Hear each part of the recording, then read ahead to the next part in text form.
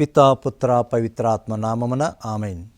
సర్వశక్తిగల ఓ సర్వేశ్వర, మీరు మా మీద ఉన్న ప్రేమ చేత మమ్మల్ని ఎన్నడూ కూడా చేయి విడవరు. అన్ని విధాలా కాచి కాపాడుతూ ఉన్నారు. మరి ముఖ్యంగా మా కావలి దూతలను మాకు తోడుగా ఉండి అన్ని ప్రమాదముల నుండి, శోధన నుండి, పాపముల నుండి కాపాడుటకు మీరు సిద్ధముగా ఉన్నారు. మేము ఈ సత్యాన్ని తెలుసుకొని మా కావలి దూతల చేత నడిపింపబడటానికి మాకు సహాయం చేయమని మేము బ్రతిమాలి ప్రార్థిస్తూ ఉన్నాము. మా నాథుడైన క్రీస్తు ద్వారా ఈ మనవి చేస్తూ ఉన్నాము. ఆమేన్.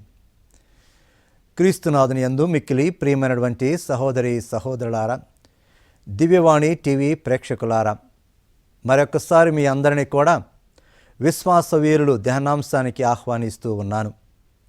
మనము యాకోబు జీవిత సంఘటనని ధ్యానిస్తూ ఉన్నాము.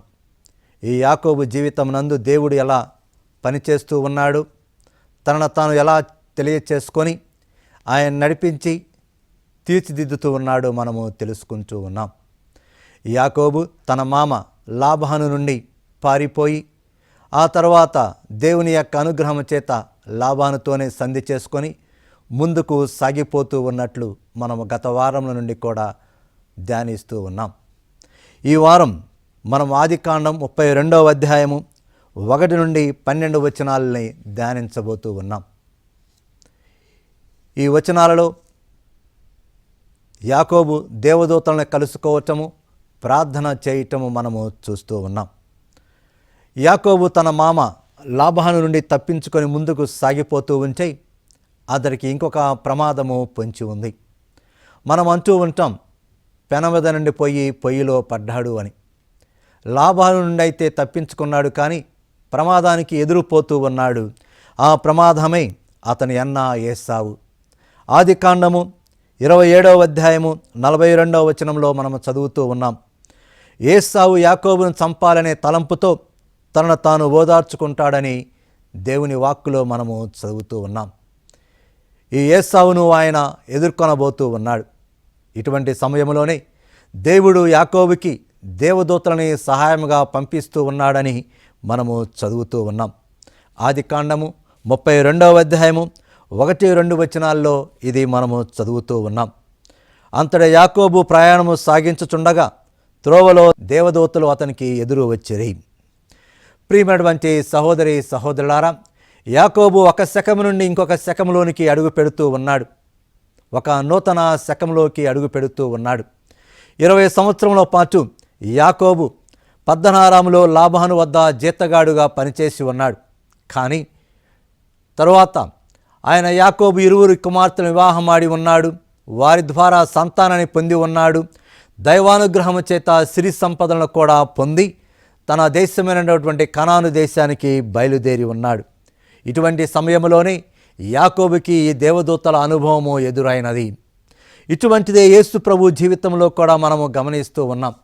యేసు ప్రభు 30 సంవత్సరాలు నజరేతు గ్రామంలో మరియ యోసేపులతోటి చాలా సామాన్యమైనటువంటి జీవితాన్ని గడిపి ఉన్నాడు. కానీ కాలము పరిపూర్ణమైనప్పుడు తండ్రి ప్రణాళిక ప్రకారము ఆయన బహిరంగ జీవితానికి బయలుదేరి ఉన్నాడు.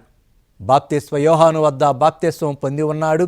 ఆ తర్వాత ఎడారిలో 40 రోజుల పాటు ప్రార్థన ఉపవాసాలతో గడిపి సాతాను చేత శోధించబడి ఉన్నాడు.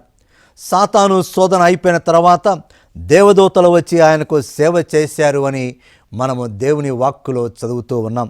మత్తయి శుభవార్త 4వ అధ్యాయము 11వ వచనంలో ఈ విషయాన్ని మనము చదువుతూ ఉన్నాం.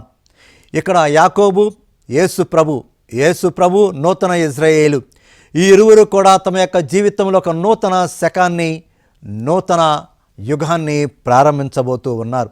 ఏమిటి అది? దేవుని ప్రణాళిక ప్రకారము యాకోబు, యేసు ప్రభు ఇరువురు కూడా బాధామయ జీవితాన్ని గడపబోతూ ఉన్నారు.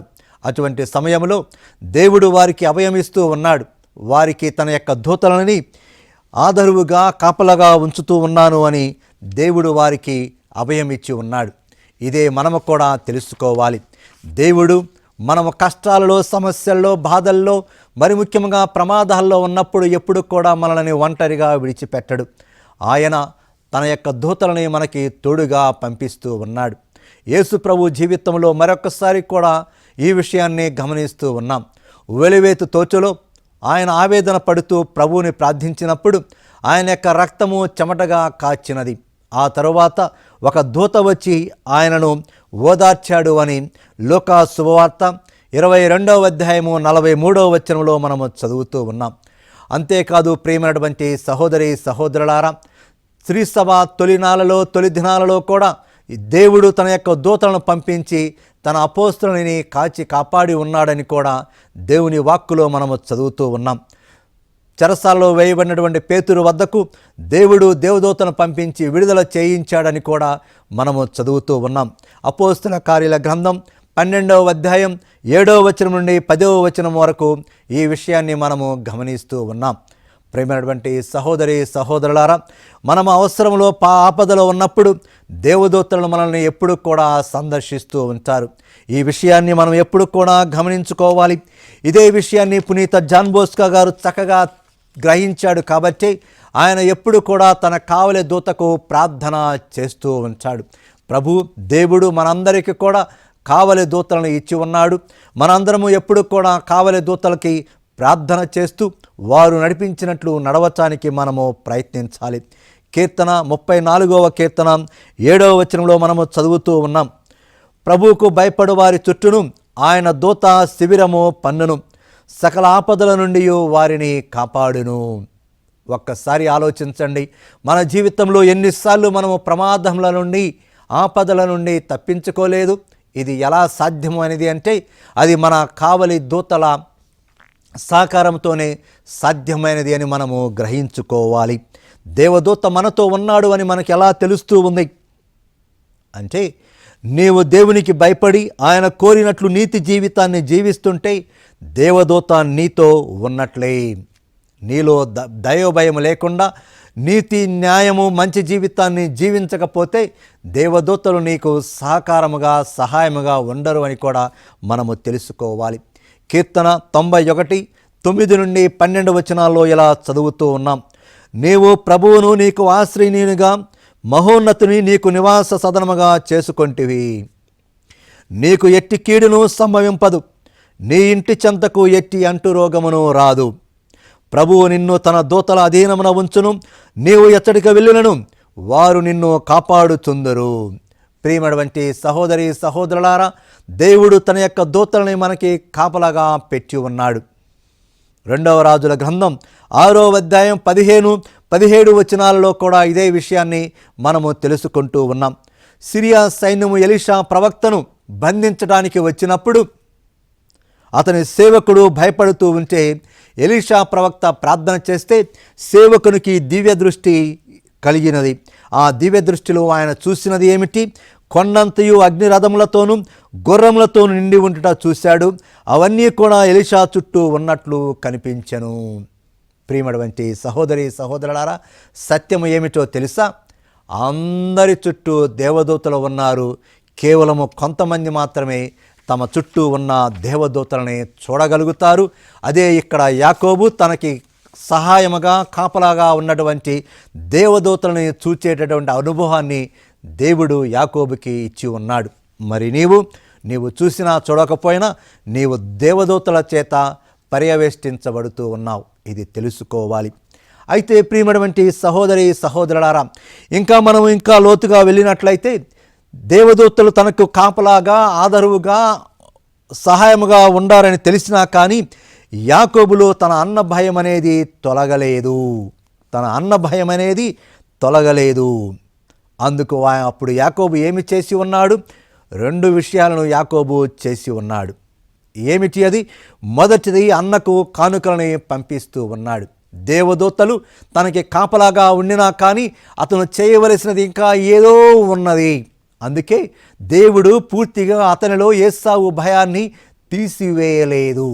అందుకనే యాకోబు ఇక్కడ 2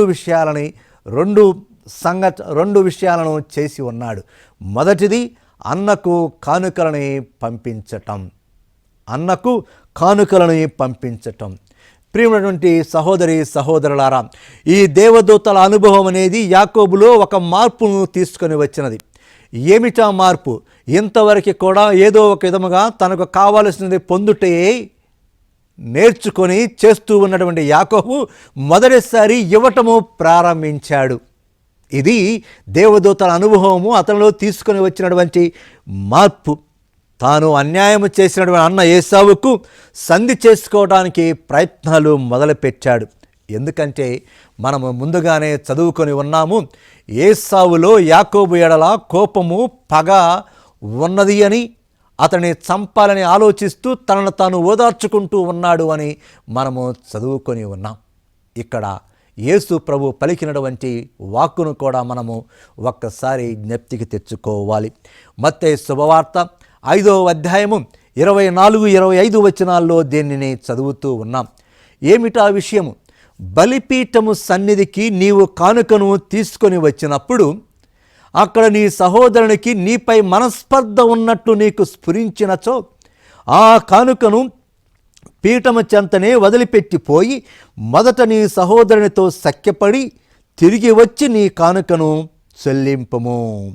నీ ప్రతివాదితో నీవు త్రోవలో ఉండగానే అతనితో సత్వరము సమాధానపడము. ఇదే యాకోబు చేస్తూ ఉన్నటువంటి విషయం. ఏసావు తన ఎడల మనస్తాపముగా ఉన్నాడు. తాను ఏసావుకు చేసినటువంటి అన్యాయానికి మోసానికి మనస్తాపముగా ఉన్నాడు. అందుకే యాకోబు ఈ ప్రయత్నాలు చేస్తూ ఉన్నాడు. ఇక ఒక విషయం మనం తెలుసుకోవాలి ప్రియమైనటువంటి సహోదరి సహోదరులారా, లాబాను యాకోబుకి అన్యాయము మోసము చేసి ఉన్నాడు. అటువంటి లాబాను యాకోబును వెంబడిస్తూ ఉంటే ఆదికాండము 31-24 వచనాల్లో మనం చదువుతూ ఉన్నాం. ఏమని? దేవుడు కలలో కనిపించి లాబానును హెచ్చరించాడు. కానీ ఇక్కడ విషయము దీనికి భిన్నముగా ఉన్నది. ఏమిటి అది? అక్కడ లాబాను యాకోబుకి అన్యాయం చేస్తే ఇక్కడ యాకోబే తన అన్నయ్యటువంటి ఏసావుకి అన్యాయము మోసము చేసి ఉన్నాడు. దానికి ఆయన పరిష్కారము చేయాలి. అందుకే ఆయన తన అన్న వద్దకు దూతలని పంపిస్తూ కానుకలను కూడా పంపించి ఉన్నాడు. ఇక్కడ మనము ఒక విషయాన్ని దీని నుండి మనం నేర్చుకోవాలి. ఏమిటి అది? నీవు ఎవరికైనా అన్యాయం చేశావా, మోసగించావా, హాని చేశావా, ఎవరినైనా గాయపరిచి వారికి మనస్తాపాన్ని కలగచేశావా, అయితే నీవు మూల్యము చెల్లించాలి. నీవు నిష్కృతి పరిహారము చెల్లించాలి. వారితో నీవు సఖ్యత చేసుకో. యాకోబు వలె నీవే ముందంజవేయి. యాకోబు వలె నీవే ముందంజవేయి. ఇదే యాకోబు చేసి ఉన్నాడు. యాకోబు తన అన్న ఏసావుకి కానుకలను పంపించి తాను చేసినటువంటి అన్యాయానికి మోసానికి పరిహారాన్ని చెల్లించడానికి ప్రయత్నిస్తూ ఉన్నాడు. మరి యాకోబు ప్రయత్నాలు ఫలించినవా?